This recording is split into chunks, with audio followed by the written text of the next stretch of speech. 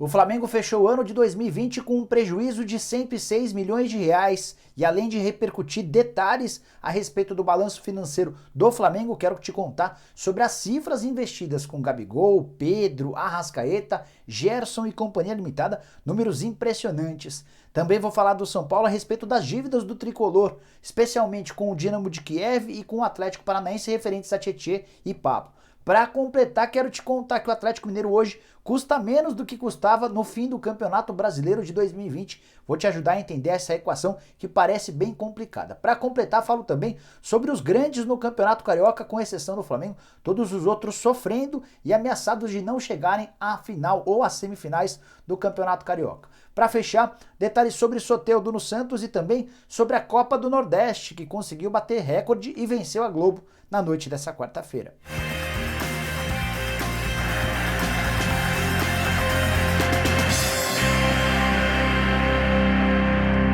Fala aí pessoal, sou o Jorge Nicola, bem-vindos a mais um vídeo do canal, muito legal ter vocês por aqui. Antes de passar as informações, só pedir para deixarem like no vídeo, o botãozinho aqui embaixo e mais importante ainda, apertem esse botãozinho vermelho de inscreva-se para que o canal do Nicola continue crescendo, combinado? Só mais um lembrete, a partir das 8 horas da noite tem programa do Nicola e estaremos recebendo Alexandre Matos, ex-diretor executivo de Palmeiras, Atlético Mineiro, Cruzeiro, entre vários outros clubes. Entre e faça a sua pergunta. Bom, bora começar falando sobre Soteldo. Ótima notícia para o Santos, que tem partida decisiva da pré-Libertadores na próxima terça-feira e depois de um longo e tenebroso inverno de várias tentativas frustradas, Soteldo enfim desembarcou em São Paulo. Isso aconteceu na madrugada de quarta para quinta-feira. Ele estava preso na Venezuela desde que o Santos enfrentou o Deportivo Lara, ainda pela segunda fase. Ganhou uns dias de folga e não conseguia mais retornar ao Brasil. Isso enfim foi resolvido e agora ele vai ter alguns dias para treinar com os companheiros, para recuperar a forma física e para estar à disposição para o confronto contra o São Lourenço. Quero falar, mudando radicalmente de assunto, sobre a Copa do Nordeste, mais especificamente sobre o clássico entre Santa Cruz e Sport, disputado nessa quarta-feira no Arruda. Vitória dramática do Sport por 2-1 com um gol no último minuto do jogo, gol marcado por Toró de pênalti. E o grande destaque do jogo, além dos erros de arbitragem, da vitória importante do Sport contra o Santa como visitante, eram os lanternas, cada um de seu grupo, na Copa do Nordeste. O que eu queria destacar é que esse jogo conseguiu em Recife ter mais audiência do que todas as outras emissoras. Bateu, por exemplo, a Rede Globo de televisão. Jogo transmitido pelo SBT com 22,5 pontos de média de audiência. Número bastante expressivo. A Globo, com novela e Big Brother, ficou com 15,9 pontos. A Record ficou em terceiro com 5,1 pontos. Muito bom ver o público nordestino prestigiando os jogos da Copa do Nordeste. Só para contar sobre os gols do Sport marcados pelo Thierry e pelo Toró. Já o gol do Santa Cruz foi marcado pelo Chiquinho. Bora falar sobre o Campeonato Carioca e o enorme risco de termos semifinal do torneio com apenas o Flamengo entre os grandes. Se o Campeonato Carioca terminasse agora, depois de 7 rodadas, Fluminense, Botafogo e Vasco ficariam chupando o dedo e não disputariam nem as semifinais, obviamente, muito menos a final. O Flamengo é líder do campeonato, venceu por 3-0 o Bangu nessa quarta-feira. Primeira partida dos titulares do Flamengo na atual temporada, gols marcados por Bruno Henrique de cabeça, Arrascaeta, bonito gol e Gabigol. Já os outros times grandes, todos tropeçando. Na terça-feira, Fluminense e Vasco empataram. Nessa quarta-feira, o Botafogo acabou ficando no 1-1 com o Madureira. O Luiz Paulo abriu o placar para o Madureira, que é o único time invicto no Campeonato Carioca. E o Matheus Babi fez seu quarto gol no campeonato e garantindo um empate para o Botafogo. Classificação de momento do Campeonato Carioca. O Flamengo é líder com 16 pontos. Já o Fluminense é só o quinto e o Botafogo o sexto. Ambos têm 10 pontos. O Vasco aparece na 9ª colocação com 7 pontos conquistados. O Resende ainda pode ultrapassar o Fluminense e o Botafogo. Ele ainda joga pela 7ª rodada. Se vencer, vai ultrapassar o Fluminense e o Botafogo. E vai criar ainda mais dificuldade para as 4 rodadas finais do Campeonato Carioca. Quem não está gostando nada do risco de os grandes não fazerem parte das semifinais é a Rede Record, que tem transmitido o Campeonato Carioca, não tem conseguido boas audiências e certamente se só tiver o Flamengo na reta final, no momento de mata-mata, certamente essas audiências vão continuar bem baixas. Quero falar sobre o Atlético Mineiro, um dos clubes que mais se reforçaram para a temporada de 2021, certo? Sim, claro, óbvio. Hulk, Nátio Fernandes, o Dodô, o Johan foi comprado em definitivo do Palmeiras depois de um período por empréstimo, mas, por mais incrível que possa parecer, a folha salarial do Atlético hoje é menor do que o do fim da temporada passada. Existem algumas boas explicações para isso. A principal delas é a mudança da comissão técnica. O Jorge Sampaoli era a figura mais bem paga do futebol brasileiro, ele sozinho ganhava 2 milhões e 200 mil reais por mês. Não bastasse isso, e os membros da comissão técnica dele ainda embolsavam mais 800 mil reais por mês, ou seja, o pacote do Sampaoli com seus assistentes saía por 3 milhões de reais por mês. O Cuca e seus auxiliares custam bem menos, algo na casa de 600 mil reais, só aí você já tem uma bela diferença.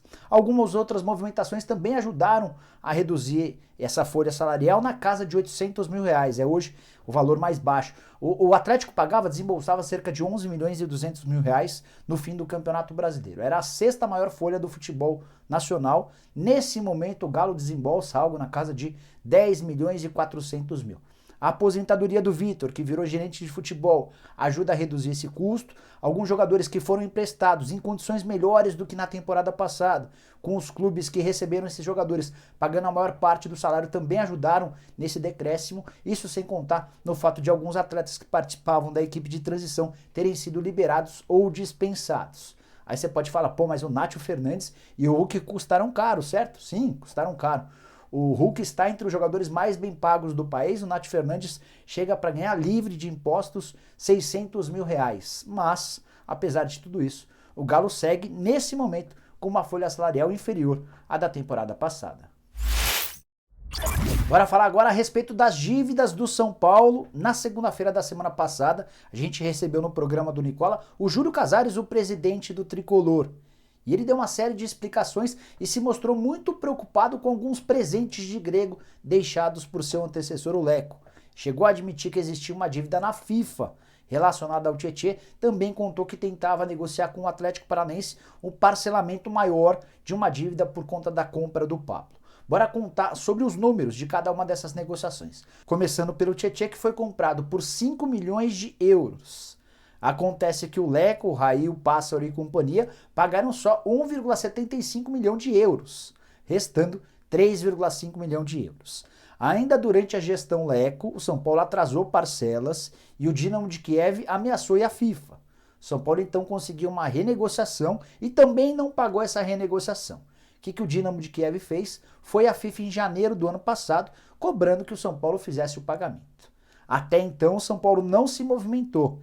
E a expectativa é de que nos próximos 60 dias saia uma sentença da FIFA cobrando o São Paulo. Em caso de não pagamento, o São Paulo já vai sofrer a primeira das punições, que pode ser, por exemplo, a proibição de atletas, de inscrição de atletas, como tem acontecido com alguns clubes, só para citar um exemplo mais próximo, o do Santos. O que o Júlio Casares, assim que tomou posse, fez? Procurou o pessoal do Dinamo de Kiev para tentar uma renegociação, algo que parecia bem complicado, até porque o São Paulo já prometeu essa renegociação ainda com o Leco e não cumpriu. O Júlio ainda não conseguiu bater o martelo em relação a esse acordo, mas há tratativas nesse momento. Sobre o Pablo foi comprado junto ao Atlético Paranaense por 6 milhões de euros, que equivaliam na época a 26 milhões e 600 mil reais. São Paulo pagaria de entrada 3 milhões e 200 mil reais, pagou, e teria mais 5 parcelas para fazer pagamentos. Não seriam valores iguais, tá? São Paulo quitou dessas 5 só 2 parcelas, cada uma delas de 5 milhões de reais. Ou seja, restavam outras 2 de 5 e mais uma de 3 milhões de reais. Acontece que o São Paulo não fez os pagamentos dessas 2 parcelas de 5 e passou a dever 10 milhões, tem ainda mais 3 milhões de uma parcela que ainda não venceu. Não entendeu? Então só para explicar. Seriam 13 milhões de reais com juros e correção monetária. O Atlético Paranaense cobrava 15 milhões de reais. O Júlio Casares chegou a um acordo com Mário Celso Petralha para uma renegociação desse pagamento de 15 milhões de reais que serão efetuados nos próximos meses, ao longo de várias parcelas, 6 parcelas para ser mais preciso. O Atlético Paranaense mostrou paciência e dessa maneira impediu que o São Paulo sofresse uma punição interna. Aí para casos de clubes brasileiros não há interferência da FIFA e sim de uma corte nacional, que também poderia punir o São Paulo em relação à inscrição de atletas ou qualquer outro tipo de pena. Não param por aí os problemas deixados pelo Leco. Júlio Casares também no programa do Nicola admitiu uma dívida do São Paulo com o Daniel Alves de 12 milhões de reais referentes ao não pagamento de direitos de imagem. É muito dinheiro. Daniel Alves recebe cerca de R$1 milhão por mês de direitos de imagem. Se o São Paulo deve 12 meses a ele, ou 12 milhões a ele, isso equivale a 12 meses, um ano, sem pagar direitos de imagem ao lateral / meio-campista.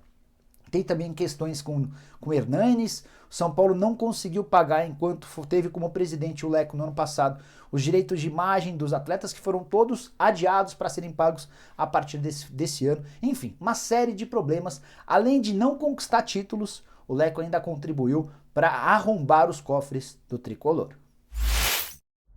Bora fechar o vídeo falando sobre o balanço financeiro do Flamengo referente a 2020. Tive acesso a esses dados. Números menos preocupantes do que eu imaginava, mas ainda assim que mostram uma dificuldade rubro-negra, especialmente por causa da pandemia da Covid-19. Antes de falar sobre o preço dos jogadores, foi uma coisa que me chamou demais a atenção, só queria contar para vocês alguns detalhes desse balanço. O Flamengo fechou o ano de 2020 com um prejuízo de R$106 milhões, contra 62 milhões de positivo no ano de 2019. A receita rubro-negra na temporada passada foi relativamente alta, 756 milhões de reais, uma queda de apenas 20% na comparação com o ano anterior, bastante interessante levando em consideração que quase não se teve bilheteria, que o sócio-torcedor despencou. O número do sócio-torcedor preocupa, eram 125 mil sócios-torcedores adimplentes no fim de 2019, passaram a ser apenas 50 mil no fim do ano de 2020, ou seja, o Flamengo perdeu quase 2/3 do seu programa de sócios torcedores. Só para destacar outros pontos antes de falar sobre os jogadores, o Flamengo só conseguiu pagar 67 milhões de reais de dívidas ao longo do ano de 2020 e ainda precisou pegar empréstimos bancários que nem serão pagos esse ano, só serão pagos a partir do ano que vem. Bom, bora falar a respeito de contratações. Quanto o Flamengo gastou para comprar jogadores? Os números são impressionantes. O mais caro jogador da história do Flamengo e também do futebol brasileiro é Gabigol, 97 milhões de reais. Números divulgados no próprio balanço do Flamengo. Esses 97 milhões incluem também, além da compra dos direitos econômicos junto à Inter de Milão, o pagamento de comissões. A segunda posição pertence a Pedro, que foi comprado por 88,2 milhões de reais. O negócio foi fechado em 14 milhões de dólares, só que a taxa bancária para essa negociação foi de 6,30, que totalizam esses 88,2 milhões de reais. A primeira parcela paga em janeiro desse ano e o Flamengo vai pagar pela contratação do jogador até dezembro de 2025. A terceira colocação entre os jogadores mais caros da história do rubro-negro, todos nesse período mais recente, ficou com o Arrascaeta, que saiu por 81 milhões de reais. Dinheiro destinado não só ao Cruzeiro, como ao Defensor do Uruguai.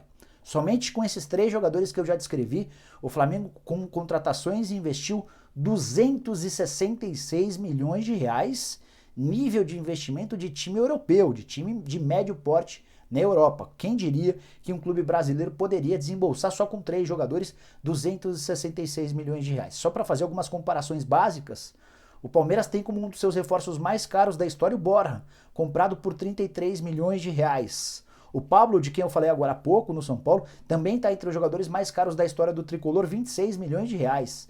O Flamengo nada de braçadas nessa comparação, com 97 milhões, 88 milhões e 81 milhões. Para completar, o Gerson custou 65 milhões de reais.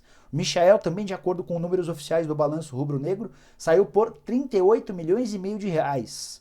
Léo Pereira, 34 milhões e 200 mil reais. E para arrematar de vez, queria contar para vocês que em 2020, com contratações de jogadores, o Flamengo desembolsou 190 milhões de reais contra 181 milhões do ano anterior, de 2019. Foram ainda mais 112 milhões de reais na temporada de 2018.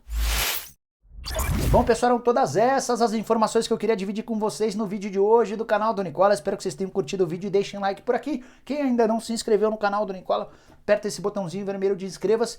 Vejo vocês à tarde com mais um vídeo e à noite, a partir das 8 horas, com o programa do Nicola, entrevistando Alexandre Matos. A gente se vê, tchau, tchau!